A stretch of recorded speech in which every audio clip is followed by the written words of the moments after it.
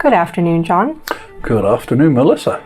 How are you this lovely Tuesday afternoon? It is Tuesday afternoon and it is lovely. I can confirm it's actually nice out there. It has been for the last 2 days, actually. The sun. The last bit of summer in England.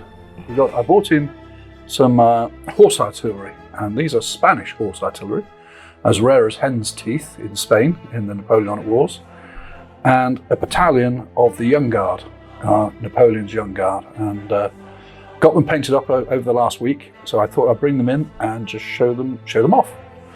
So we'll start with the Spanish, if that's okay. That sounds good.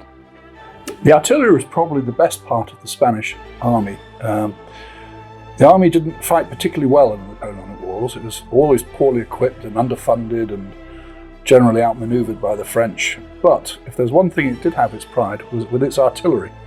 And Spanish gunners were known to cling to their artillery pieces and get overrun rather than run away with them. So they were tough guys. There was just never enough of them.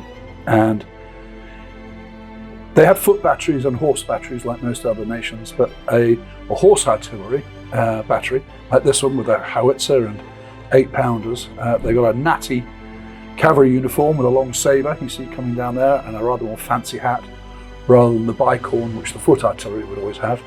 So these guys probably considered them the best of the best, and they probably would have been. There just wouldn't be many batteries of them. There'd be Spanish cavalry was rare in the battlefield, it was expensive to field, and not a great quality, but these guys would have done their very best to support them if they could.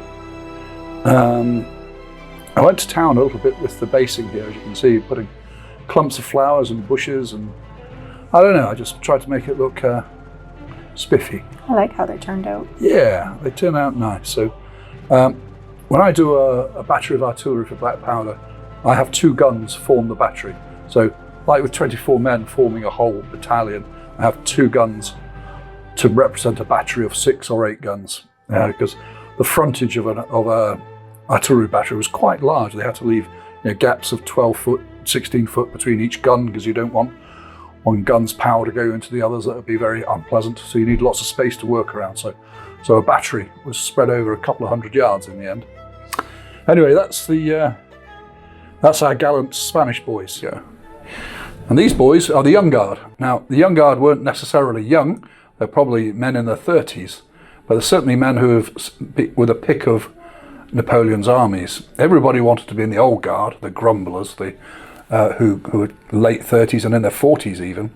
But these guys were the guys who went from the Young Guard into the Middle Guard and Old Guard. And at Waterloo, they famously held the village of Plassanois with 8 battalions, the whole of the Young Guard, perhaps 6,000 men, were fighting off perhaps 20,000 Prussians for a good hour or 2. Now, eventually they got ousted from the village, and Napoleon sent in just 2 battalions of his Old Guard, 1,200 men at the tops, who drove out the Prussians at the bayonet with no muskets being fired.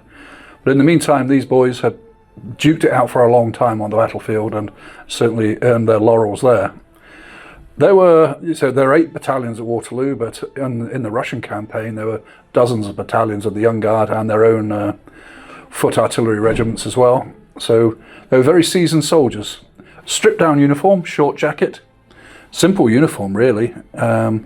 They could all act as light infantry. They were equally at home as shock infantry or light infantry, and gave a very good account of themselves on the battlefields during the Napoleonic Wars.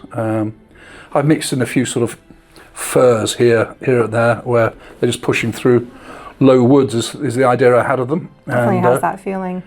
Sorry? It definitely has that feeling. It does have that feeling, and again, they didn't necessarily carry colours into action, eagles.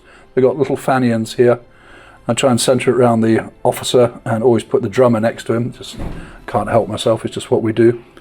So that's the first of, I hope to field all 8 battalions. But these are on release now, and if you want to go up against your opponents with something other than the boring Old Guard, take some of these boys instead.